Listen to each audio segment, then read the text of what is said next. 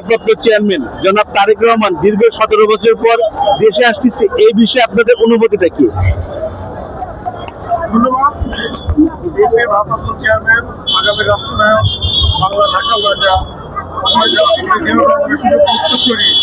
আমাদের প্রিয় নেতা তারেক রহমান বাংলাদেশে ফিরে আসছেন।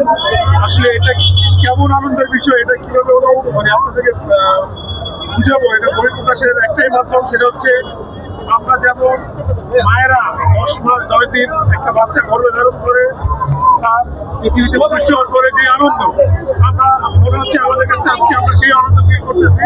এই দীর্ঘ 17 বছর পরে আমাদের প্রিয় নেতা আমাদের মাঝে আসতেছে ফিরে।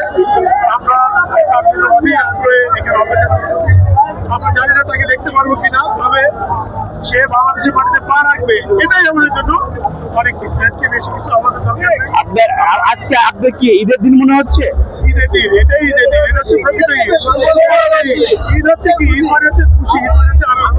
আমরা আজকে দেখে রাখবে, শুধু আমরা না, আজকে বাংলাদেশের আপামর জনতা প্রায় 18 কোটি মানুষ আজকে এই দিনটির জন্য অপেক্ষা ছিল। তারা সবাই আজকে খুশি, সমস্ত বাংলাদেশ খুশি। এটা শুধুমাত্র আমরা বিএনপির লোকজন খুশি তা না, সবাই আজকে মায়েরা ঘরে ঘরে মায়েরা জিজ্ঞেস করে, বাসা থেকে বেরোয়ার আগে জিজ্ঞেস করতেছে, বাবা আমারও নিয়ে আছে, আমিও দেখবো তার গ্রহণ।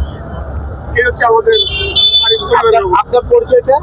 আমি শেরবাংলা থানা ছাত্র দলের সভাপতি, ঢাকা 12 আসন তথা নীরব ভাই আমাদের নেতা, নীরব ভাই আমাদের অভিভাবক, তিনি এই 12 আসন থেকে নির্বাচন করবেন ইনশাআল্লাহ। এবং আমরা নীরব ভাইয়ের সাথে আছি, ভবিষ্যতেও থাকবো, অতীতেও ছিলাম, এখনো থাকবো। আর এই নীরব ভাই এই আসনটাকে ওয়ার্ড ছাত্র দিয়ে এসে উঠে আসছে।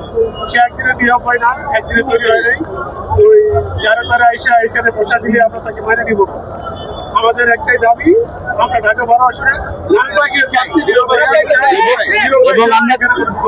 এবং আমরা দেখতে পেয়েছি নীরব ভাইয়ের পক্ষ থেকে বিশাল একটা মিছিল নিয়ে 300 কোটির উদ্দেশ্যে রওনা দিয়েছে। এবং নীরব ভাই 12 আসনে দীর্ঘদিন যাবত 12 আসনে কাজ করতেছে। তাকে প্রথম পর্যায়ে তাকে মনোনয়ন দেওয়া হয়েছিল এবং গতকালকে আমরা জানতে পেরেছি ঢাকা 12-তে ওখানে দেওয়া হয়েছে সাইফুল হককে। এই বিষয়ে আপনাদের অনুভূতি কি? আসলে আমরা এটা কোনো অনুভূতির মধ্যেই পড়ে না, কারণ আমরা এগুলো গায়ে মাখাচ্ছি না। আমরা জানি নীরব ভাই অনেক বড় একটা প্রতিষ্ঠান। নীরব ভাই কোনো ব্যক্তি না, এটা একটা শিক্ষা প্রতিষ্ঠান, রাজনৈতিক শিক্ষা প্রতিষ্ঠান। আমরা কিছুই মনে করতেছি না যে সাইফুল হক নামে কাউকে দিচ্ছে এখানে মানুষ। এই বিষয় নিয়ে আমাদের কোনো হেডেক নেই। আমরা নীরব ভাইকে চাই, আমরা জানি আমরা এখান থেকে আমরা নীরব ভাইকে পাস করবো ইনশাআল্লাহ। এখানে যদি নীরব ভাইকে না দেওয়া হয়, আপনারা কি আশঙ্কা করতেছেন এই আসনটা জামাতে চলে যাবে? এটা আমরা আশঙ্কা প্রথম, এটা অনেকে হয়তো করতেছে, কিন্তু আমরা করি না। আমরা করি না, আমরা করি না এই কারণেই যে নীরব ভাই এখান থেকে নির্বাচিত হবে আমাদের দৃঢ় বিশ্বাস। এবং তাকে দেয় নেই আসন, সেটা দলের সিদ্ধান্ত। ভাই নির্বাচন করবে, এটা ভাই সিদ্ধান্ত দিয়েছে আমাদেরকে। আমরা ভাইয়ের সাথে আছি। আমাদের 12 এখনো তো সময় আছে,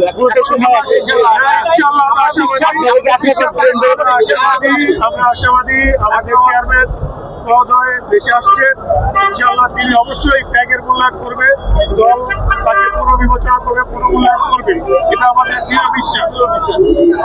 ধন্যবাদ।